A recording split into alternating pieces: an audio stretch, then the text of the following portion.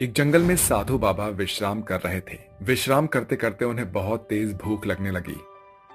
अरे, अचानक ही बड़े जोरों की भूख लग रही है। हो सकता है यहाँ जंगल में ही कुछ खाने को मिल जाए। साधु बाबा जंगल में अपने खाने के लिए कुछ ढूंढ रहे थे कि अचानक से उन्हें एक जामुन का पेड़ दिखाई दिया। वो जामुन देखने से बड़े ही अच्छे और मीठे लग रहे थे।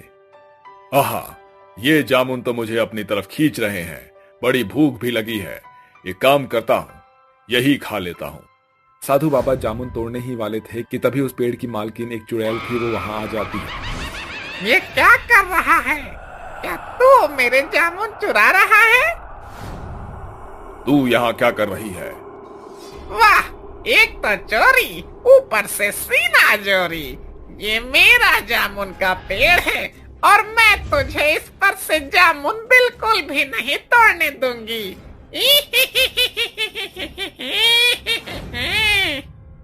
देख चुड़ैल, मैं यहाँ तेरे जामुन चुराने नहीं आया हूँ। मुझे बहुत जोर से भूख लगी है, बस इसलिए थोड़े से जामुन ले रहा हूँ। मुझे इससे क्या कि तू भूखा है या नहीं, मैं अपने जामुन तुझे नहीं लेने दूंगी। वो तो तेरी किस्मत अच्छी है कि तू एक साधु है। अगर तेरी जगह कोई और आम इंसान होता तो अब तक तो मैं उसे दांतों से कीमा बना चुकी होती। तू कुछ ज्यादा ही बोल रही है गद्दार। अगर तू किसी भूखे इंसान का पेट नहीं भर सकती है तो लानत है तुझ पर।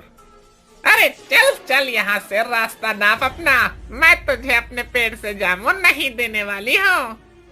चुड़ैल एक पत्थर उठाती है और साधु के सर पर मार देती है। उसके सर पर चोट लग जाती है।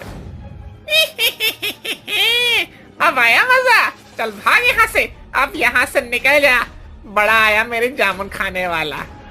पापी चुड़ैल, तूने मुझे मारा।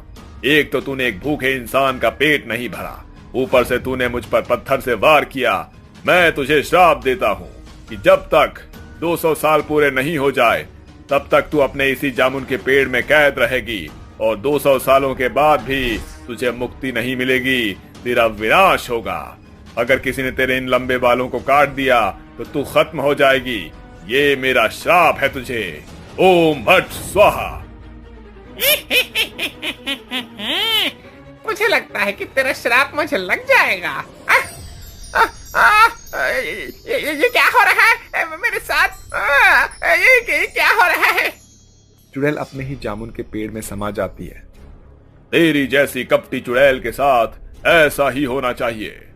अब इस घटना को 100 साल बीत गए थे। जंगल भी अब पूरी तरह से जंगल नहीं था। वहां पर अब गांव बसने की शुरुआत हो चुकी थी। रमेश, जो कि एक लकड़हारा था, वो जंगल से लकड़ी काटने जा रहा था। अरे आज तो काटने के लिए कोनो अच्छा सा पेड़ नहीं मिल रहा है। अरे क्या करूं? कैसे ही गांव वापस लौट जाऊं? अरे नहीं नहीं भैया, अब हमारे गांव में तो पेड़ों कम हो गए हैं। रमेश खुद से ही बातें करते हुए चला जा रहा था। तभी उसकी नजर चुड़ैल के जामुन के पेड़ पर पड़ती है। यहाँ पर जामुन का पेड़ भी है, लेकिन मैंने तो कभी इस पर ध्यान नहीं दिया। खैर जो भी हो, लेकिन ये कितना तंदुरुस्त पेड़ है। अगर हम इसे काट लेता हूँ तो इसकी लकड़ी और जामुन दोनों ही बाजार में अच्छे दाम में बेचूंगा। रमेश अपनी कुल्हाड़ी उठाकर जामुन की पेड़ की तरफ बढ़ता है कि तभी पेड़ में अजीब सी हलचल होनी शुरू हो जाती है। ये पेड़ अचानक हिलने कहाँ लगा भाई? हाँ खैर जो भी हो। रमेश अपनी कुल्हाड़ी उठाता है और तभी पेड़ के अंदर से आवाज आती है, चला जा वरना अच्छा नहीं होगा। अरे पेड़ बोल कैसे रहा है? लेकिन पेड़ तो बोले नहीं सकता है। शायद हमारा कान बज रहा है। रमेश अपनी कुल्हाड़ी उठाता है, लेकिन तभी उसे पेड़ के तने के अंदर से चुड़ैल की आकृति दिखाई देती है। ये क्या है? मेरे लाख मना करने पर भी तो नहीं माना। अब मैं तुझे नहीं छोड़ूंगी। अब तू अपनी जिंदगी की उल्टी गिनती गिनना शुरू कर दे। तुम कौन हो?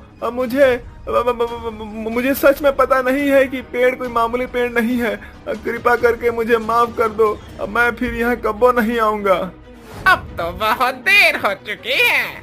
चुड़ैल की इतना बोलते ही पेड़ की शाखाएं हिलने लगती है और रमेश को जकड़ लेती है। अरे अरे अरे कौनो बचाओ हमको! अरे बचाओ! अरे बचाओ भाई! चुड़ैल रमेश को भी पेड़ के अंदर ही खींच लेती है और रमेश भी गायब हो जाता है। अब लोगों ने जामुन के पेड़ के आसपास जाना बिल्कुल बंद कर दिया था। इसी तरह समय धीरे धीरे बीत गया। अब चुड़ैल को श्राप मिले 200 साल बस पूरे होने ही वाले थे। पूरा गांव भी अब एक शहर में बदल गया था और जामुन के पेड़ के आसपास बस एक छोटा सा खाली मैदान था। अरे बस ये एक ही पेड़ बचा हुआ है और कोई भी इसके आसपास नहीं जाता। न जाने क्या वजह होगी। तुझे क्यों अचानक से इस पेड़ की फिक्र हो गई? हाँ, क्योंकि कल हमारे चेयरमैन साहब इस पेड़ को गिरवाने वाले हैं। अरे चेयरमैन साहब तो दिन में ही दर्जनों पेड़ गिरवाते हैं, फिर तू ऐसे बात क्यों कर रहा है? तुझे हंसी आ रही है? अरे कभी तो होश में रहा कर भाई। पूरे शहर में ये बात सुनामी की लहर की तरह चल रही है और तू हंस रहा है। लेकिन है तो बस एक पेड़ ही, इसमें इतनी बड़ी बात क्या है? अब ये तो कल ही पता चलेगा। एक दिन बाद चुड़ैल के श्राप से मुक्ति का आखिरी दिन था, लेकिन शहर वालों को इन सब के बारे में कुछ भी पता नहीं था। अगला सूरज निकलते ही चेयरमैन बड़े बड़े बुलडोजर लेकर पेड़ के पास पहुंच जाता है। कार्तिक, विहान और शहर के बहुत सारे लोग ये नजारा देखने के लिए पहुंचते हैं। सिर्फ एक पेड़ को गिरता देखने के लिए कितने सारे लोग आए हैं। इतने लोग तो पठान मूवी की शूटिंग देखने के लिए भी नहीं गए होंगे। ये कोई आम पेड़ नहीं है। मैंने मेरी दादी माँ से इसके बारे में पूछा था। अच्छा, ऐसा क्या क्या बताया उन्होंने? ठीक से तो उन्हें भी पता नहीं, लेकिन शायद इस पेड़ के अंदर कोई प्रेत आत्मा कैद है। कैसी बात कर रहा है? हाँ, मुझे भी कुछ यकीन नहीं आया था तो मैं देखने के लिए यहाँ पर चला आया। सभी लोग पेड़ के ऊपर अपनी नजर गड़ाए हुए थे। चेयरमैन के ऑर्डर देते ही बुलडोजर आगे बढ़ा, लेकिन अचानक पेड़ से एक रोशनी बाहर आई जिसे देखकर सभी हैरान रह गए। आखिरकार मैं आजाद हो गई। वाह, ये जगह तो पूरी तरह से बदल गई है। पूरे 200 साल बाद आज मैं आजाद हो गई हूँ। लेकिन ये सब क्या है? चुड़ैल को देखकर गांव के सभी लोग भागने लगे। चुड़ैल ये समझ गई थी कि उसके पेड़ को कोई नुकसान पहुंचाने वाला है। ओह अच्छा, तो तुम लोग मेरा पेड़ गिराना चाहते हो? मैं यहाँ खड़े किसी भी इंसान को नहीं छोड़ूंगी। अब तुम उम्मीद से भी बुरी मौत मरोगे। चुड़ैल अपने मुंह से जोर जोर की फूंक मारती है और बुलडोजर दूर हवा में उड़ जाते हैं। ये सब देखकर चेयरमैन भी भागना शुरू कर देता है। आज के दिन इस शहर में आंधी चलेगी, मौत की आंधी। मैं किसी को भी जिंदा नहीं छोड़ूंगी। विहान चल भाग यहाँ से। विहान चल भाग यहाँ से। हाँ चल जल्दी से। कहाँ खो गया था? 200 सालों से चुड़ैल की चुटिया बहुत ही लंबी हो गई थी। वो अपनी चुटिया से विहान को जकड़ लेती है। छोड़ दे चुड़ैल, मेरे दोस्त को तूने क्यों पकड़ा है? छोड़ दे। तो तेरे दोस्त के लिए तुझे बुरा लग रहा है, तो एक काम कर, ये ले। चुड़ैल कार्तिक को भी पेड़ पर टांग देती है। मरोगे, अब तुम दोनों मरोगे। चुड़ैल ऐसा बोल ही रही थी कि तभी विहान अपनी जान बचाने के लिए अपनी जेब से एक छोटी सी कैंची निकालता है और चुड़ैल की चुटिया काट देता है। ये क्या कर दिया तूने? ये क्या कर दिया? चुड़ैल चिल्लाते हुए वहाँ से गायब हो जाती है। विहान जल्दी से पेड़ से कार्तिक को उतारता है। तेरी दादी सही थी, यहाँ पर तो सच में चुड़ैल है। अब जल्दी चल यहाँ से। अब तुझे डरने की जरूरत नहीं है। मेरी दादी ने बताया था कि अगर वो चुड़ैल अब भी इस पेड़ में होगी तो वो बहुत बूढ़ी हो गई होगी और ऐसी प्रेत आत्माओं की ताकत उनके बालों में बसती है। तो बस मैंने उनकी यही बात को ध्यान में रखा था। तू तो महान है विहान, मैं तो तेरा जबरा फैन हो गया भाई। अब बस भी कर यार। चुड़ैल अब खत्म हो गई थी। आसमान में खुशियों का एक छोटा सा इंद्रधनुष निकला हुआ था और सब कुछ ठीक हो गया था। उजाला नगर के एक छोटे से गांव में चित्रा अपने पति हरिओम के साथ रहती थी। उनकी शादी हुए 3 साल हो चुके थे, लेकिन शादी के 3 साल बाद भी उन्हें माँ बाप बनने का सुख नहीं मिला था। सुनिए जी, खाना तैयार है, आप हाथ मुंह धो लीजिए, मैं खाना लगा देती हूँ। रहने दो चित्रा, आज मेरा खाना खाने का मन नहीं है। क्या हुआ, आप कुछ परेशान लग रहे हो? नहीं, कुछ नहीं। हरिओम और चित्रा आपस में बात ही कर रहे थे कि तभी उन्हें अपने घर के बाहर एक बच्चे के रोने की आवाज सुनाई दी। ये इतनी रात को किसका बच्चा रो रहा है? ये होगा किसी पड़ोसी का। हमें तो भगवान ने औलाद के सुख से अभी भी वंचित ही रख रखा है। ऐसे क्यों बोल रहे हो? अगर हमारे भगवान ने चाहा तो बहुत जल्द हमारी भी गोद भर जाएगी। वो दोनों आपस में बातें ही कर रहे थे कि बच्चे की आवाज अचानक तेज हो गई। सुनिए, मुझे नहीं लगता कि ये किसी पड़ोसी का बच्चा है। चलिए बाहर चलकर देखते हैं। तुम भी ना, चलो चलते हैं। चित्रा और हरिओम रात को अपने घर से बाहर निकला। कुछ दूर चलकर उन्हें अपने घर के पास वाले कूड़े के ढेर के पास एक बच्चा दिखाई देता है। हे भगवान, ये रोने की आवाज इस बच्चे की थी। चित्रा उस बच्चे को कूड़े पर से उठा लेती है। न जाने ये किसका बच्चा है, हमें इसके माँ बाप को ढूंढना चाहिए। अब से ये हमारा बच्चा है, माँ दुर्गा ने इसे मेरी गोद में डाला है, अब से ये मेरा सोहन है। चित्रा उसे गोद में ही लिए हुए थी। जैसे ही सोहन पर चांद की रोशनी पड़ी, उसका माथा चमकने लगा। ये कैसा चमत्कार था? क्या? नहीं, कुछ नहीं। मैंने आपसे कहा था ना, माँ ने आखिरकार हमारी भी गोद भरवा दी। उस दिन के बाद से चित्रा और हरिओम सोहन का पालन पोषण बिल्कुल अपने बेटे की तरह करने लगे। एक बार चित्रकूट गांव से एक बारात कांवरा जा रही थी। सारे पैसेंजर्स नाचते गाते बस से सफर कर रहे थे। आज मेरे यार की शादी, मन्ने कोई रोके ना, उड़ाएंगे नोट गुलाबी, मन्ने कोई टोके ना। अरे तो उड़ा नोट गुलाबी, कौन टोक रहा है? हाँ हाँ, उड़ाओ नोट गुलाबी, कौन मना कर रहा है। आखिर आज मेरा बेटा दूल्हा बना है। हाय, ये कब इतना बड़ा हो गया, मुझे तो बिल्कुल पता ही नहीं चला। माँ बस, अब तू मुझे ज्यादा इमोशनल मत कर। अरे नहीं तो आज विदाई में दुल्हन की जगह दूल्हा रो पड़ेगा। सभी हंसी खुशी जा रहे थे कि तभी अचानक बस का ब्रेक फेल हो गया और बस एक बड़े से बरगद के पेड़ में जाकर ठुक गई और सभी वहीं मर गए। अब बस के यात्री सभी भूत और चुड़ैल बन गए थे। अब इस हादसे को हुए 17 साल बीत गए थे। तब से जो कोई भी बारात उस रास्ते से गुजरती, भूत और चुड़ैल उस पर कब्जा कर लेते और फिर उसे गायब कर देते। अरे मैं अपनी बेटी की शादी करने की सोच रहा हूँ। भाई, शादी करने की सोचना तो एक बहुत ही अच्छा ख्याल है, लेकिन भूल कर भी चित्रकूट गांव के रास्ते से बारात मत बुलवाना। अरे जानता हूँ, नहीं तो मेरी बेटी सुहागन बनने से पहले ही विधवा हो जाएगी। पूरे गांव में भूतों और चुड़ैलों की दहशत फैली हुई थी। अब आस पास के गांव वाले भी बारात चढ़ाने में डरते थे। इन भूतों चुड़ैलों को खत्म करने वाला कोई तो इस दुनिया में होगा। हाँ होगा तो, लेकिन किसको पता कि कहाँ हो। उन भूतों और चुड़ैलों को खत्म करने वाला और कोई नहीं बल्कि सोहन था। सोहन कोई आम बालक नहीं था। उसे बचपन में ही माँ दुर्गा ने अपनी असीम शक्ति से नवाजा था। अब सोहन जवान हो चुका था। माँ, मुझे तुझसे कुछ बात करनी है। क्या बात करनी थी? माँ, वो मुझे ना एक लड़की से प्यार हो गया है और मैं उससे शादी करना चाहता हूँ। चित्रा पहले सोहन को घूर कर देखती है और फिर जोर जोर से हंसने लगती है। तो ये बात तो मुझे इतना डर के क्यों बता रहा है? कौन है वो खुशनसीब जिसे मेरे बेटे ने पसंद किया? माँ, वो पास के गांव में ही रहती है और मैं उससे वादा कर चुका हूँ कि मैं उसके घर गाजे बाजे के साथ बारात लेकर पहुंचूंगा। हे भगवान, नहीं बेटा, ऐसा मत करना। तू भले ही उस लड़की से शादी कर लेना, मगर बारात नहीं। माँ, बारात ले जाने में क्या हर्ज है? मैं तय कर चुका हूँ, अब मुझे कोई नहीं रोक सकता। चित्रा को अपने बेटे की जिद से मजबूर होकर हामी भरनी पड़ती है। ऐसे ही दिन बीत गए। आज सोहन की शादी का दिन था। बेटा, अभी भी सोच ले, मेरा दिल बहुत घबरा रहा है। माँ, तू बिल्कुल चिंता मत कर, तेरा बेटा है ना, मैं सब संभाल लूंगा। गाजे बाजे के साथ बारात निकल जाती है और चलते चलते सभी हादसे वाले रास्ते पर पहुंच जाते हैं। तभी वहां पर भूत और चुड़ैल आ जाते हैं और पूरी बस पर अपना कब्जा कर लेते हैं। मैं किसी को भी नहीं छोड़ूंगा।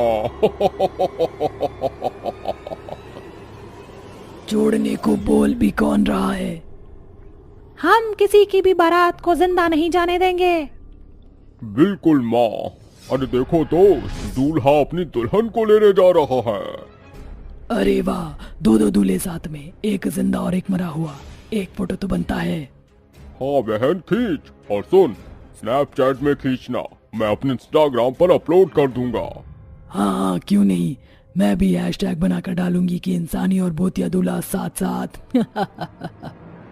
इन सब में हमें मत भूल जाना। भूतों और चुड़ैलों से सब लोग बुरी तरह डर जाते हैं। इसी वजह से मैं तुझसे मना कर रही थी, लेकिन तू अपने आगे किसी की सुनता ही कहाँ है। माँ, तू डर मत, कोई भी चीज किसी को भी बिना वजह नुकसान नहीं पहुँचाती। क्या खुसुर पुसुर कर रहा है? पहले तो मुझे ये बताओ कि तुमने मेरी बस पर कब्जा क्यों कर रखा है? क्या पिछले जन्म में कोई डाकू वाकू थे तुम लोग? तेरी इतनी हिम्मत कि तू हमसे ऐसे बात करे? कौन है तू? तुम्हारा विनाश। सोहन के ऐसा बोलते ही भूतो और चुड़ैल उस पर झपटते हैं, लेकिन वो उसका कुछ भी नहीं बिगाड़ पाते। सोहन एक चुटकी बजाता और सभी बस के पैसेंजर सो जाते हैं। ये तूने कैसे किया? मैं चाहूँ तो तुम्हें एक झटके में खत्म कर सकता हूँ, लेकिन मैं ऐसा करना नहीं चाहता। कौन है तू? सोहन अपनी आंखें बंद करता है कि तभी उसके माथे में चांद की आकृति बहुत तेज चमकने लगती है। भूत और चुड़ैल ये सब देख बहुत डर जाते हैं। तू मुझे कोई आम इंसान नहीं लगता है। भगवान ने मुझे बहुत सी अलग शक्तियों से नवाजा है, शायद उसका कारण तुम लोग ही हो। अब तो मुझे जल्दी से अपनी मुक्ति का साधन बता दो, नहीं तो अच्छा नहीं होगा। मैं बताता हूँ। विजय अपनी पूरी घटना सोहन को सुना देता है। और अगर कोई हमारे बारात के बस में पड़े शरीर को अग्नि दे दे तो हमें मुक्ति मिल जाएगी। इतनी सी बात? मुझे बताओ बस कहाँ है? वो तो हम भी नहीं जानते। सोहन अपनी आंखें बंद करता है और फिर भागा चला जाता है। तुम कहाँ जा रहे हो? कुछ दूर भागकर सोहन को बस दिखाई देती है और वो बिना देर किए अपनी जेब से लाइटर निकाल कर उस बस में आग लगा देता है। सभी भूत और चुड़ैल आंखों ही आंखों में गायब हो जाते हैं। तो मुझे भगवान ने इन शक्तियों से इसीलिए नवाजा था। सोहन वापस आ जाता है और बस में आकर फिर से चुटकी बजाता है। अरे आप सब इतने डर गए थे कि सो ही गए। चलिए, मेरी दुल्हन मेरा इंतजार कर रही है। लेकिन वो भूत और चुड़ैल कहाँ गए? अरे वो अब कभी नहीं आएंगे पापा। सोहन अपने माँ बाप की तरफ थोड़ा मुस्कुराता है और फिर बस अपनी राह पर निकल जाती है। भूत और चुड़ैल भी मुक्त हो चुके थे और एक बार फिर सब कुछ ठीक हो गया। आसपास खुशियों का माहौल था, क्योंकि माता रानी की चौकी सजी थी। नवरात्रि की पहली शाम थी, जहां सभी लोग गरबा वाले कपड़े पहनकर तो कुछ हाथों में डांडिया लिए माता रानी के पंडाल में एकत्रित होते हैं। तो सुरभि कहती है, पूजा, आज तो हम जमकर माता रानी की चौकी में गरबा खेलेंगे, क्यों, है ना? बिल्कुल बिल्कुल, माता रानी का दरबार लगा है, जब तक पैर थकेंगे नहीं हम रुकेंगे नहीं। तभी पंडाल के करता धरता हाथ में आरती की थाल लिए माता रानी की पूजा करते हैं। तुम ही जग की माता, तुम ही हो भरता, मैया तुम ही हो भरता, भक्तन की दुख हरता, सुख संपत्ति करता, ओम जय अम्बे गौरी। बोलो सच्चे दरबार की जय। तो देवियों और सज्जनों, माता रानी की आरती हो चुकी है। अब आप सभी माता रानी के दरबार में डांडिया और गरबा खेल सकते हैं।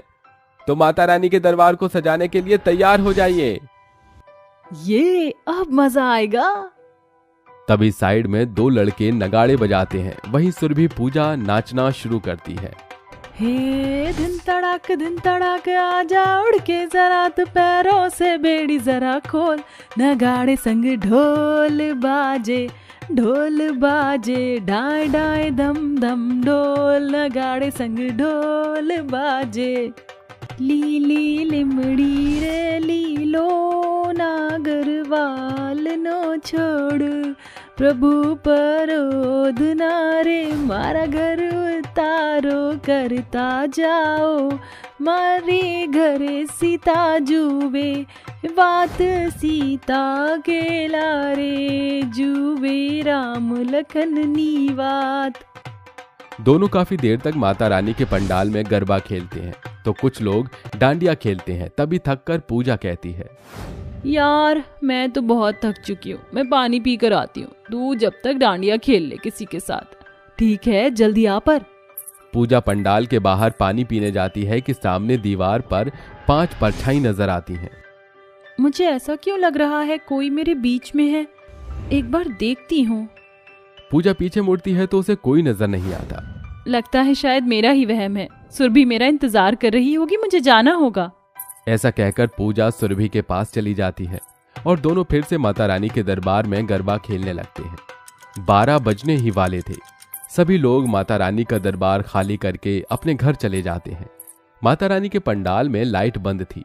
अचानक से 12 बजते ही वहां की सारी लाइट्स जल जाती हैं और माता रानी के आगे 5 चुड़ैल आकर नतमस्तक होकर कहती है, हर साल की तरह माता रानी, हम इस बार भी आपके दरबार में आ गए हैं, आपके दरबार को सजाने। हाँ माँ, हम पर अपना आशीर्वाद यूं ही बनाए रखना ताकि हम हमेशा आपके पास आते रहें। माता रानी की आरती शुरू करने से पहले एक बार नारा लगा दो, जय जयकारा शेरावाली दा। बोल साचे दरबार की जय। तभी चारों चुड़ैल माता रानी की आरती करती हैं तो एक घंटी बजाती है। आरती खत्म करते ही पांचों चुड़ैलें गरबा खेलना शुरू कर देती हैं। मिल जाए मुझको अगर साथ तेरा तो बोलूं मैं सारा जहां, चौगाड़ा तारा होए छबीला तारा, ओए रंगीला तारा, रंग बेर जुबेर तारी बात रे।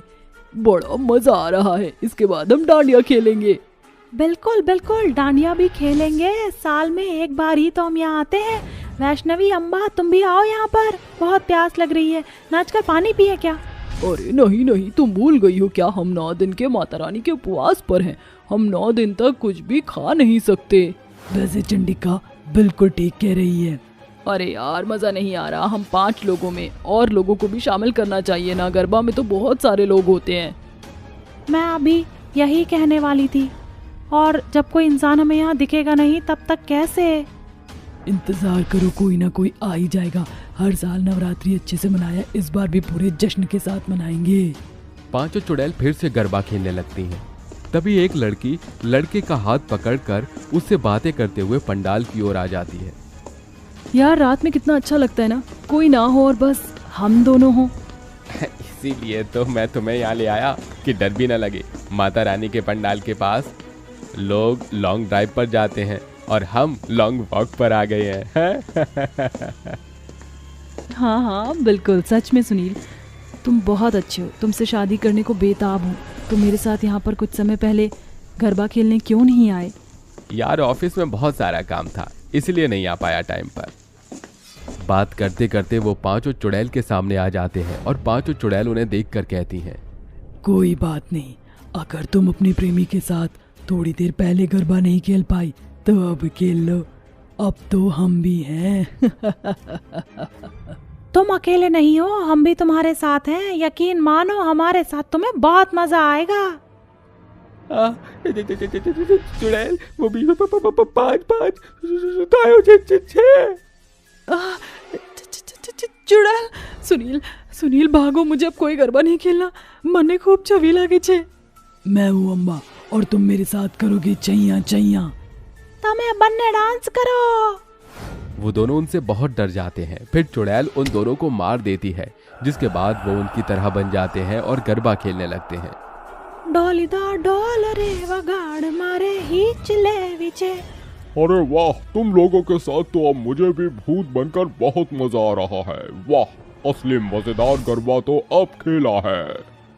कहा था ना हमने, तुम्हें हमारे साथ बहुत मजा आएगा।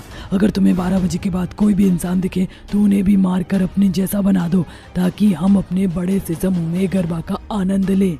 ठीक है, हम समझ गए हैं।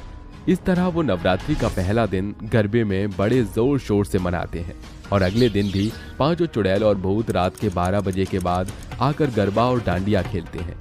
एक बार उन्हें 2 आदमी दिखे थे। चुड़ैल रश्मि, भूतिया सुनील उन्हें मारकर अपने जैसा बना लेते हैं। फिर 7वें दिन और भी भूत और चुड़ैल गरबे में शामिल होकर माता रानी के पंडाल में गरबा करते हैं। एक एक करके वो कुछ लोगों को मार डालते हैं। ऐसे ही एक दिन प्रीतम नाम का एक आदमी पंडाल की लाइट जली हुई और इतने सारे भूत और चुड़ैल को देखकर कहता है, भूत चुड़ैल वो भी इतने सारे, अरे भाग जाता हूँ वरना ये तो मार डालेंगे। अरे देखो, वो लड़का भाग रहा है, हमें उसे भी अपनी तरह ही बनाना है। ए, भागने की कोशिश मत कर।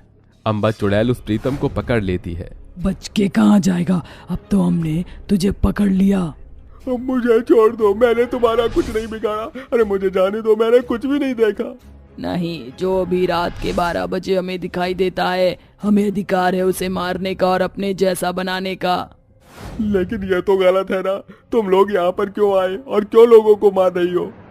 वो इसलिए क्योंकि हम माता रानी के पहले से ही बहुत बड़े भक्त हैं और नवरात्रि मनाना तो हमारा परम कर्तव्य है, हमारा पसंदीदा त्योहार है। उसमें जब भी नवरात्रि होती है तो हम साल में एक ना एक बार जरूर माता रानी के पंडाल में आकर 9 दिन का उपवास करते हैं और गरबा करते हैं।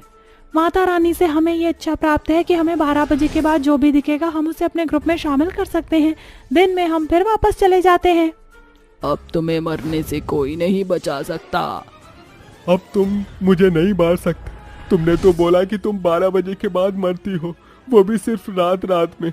लेकिन अब तो दिन हो चला, 4:30 बज गए हैं। माता रानी के तारे भी हल्के हल्के गायब हो चुके हैं।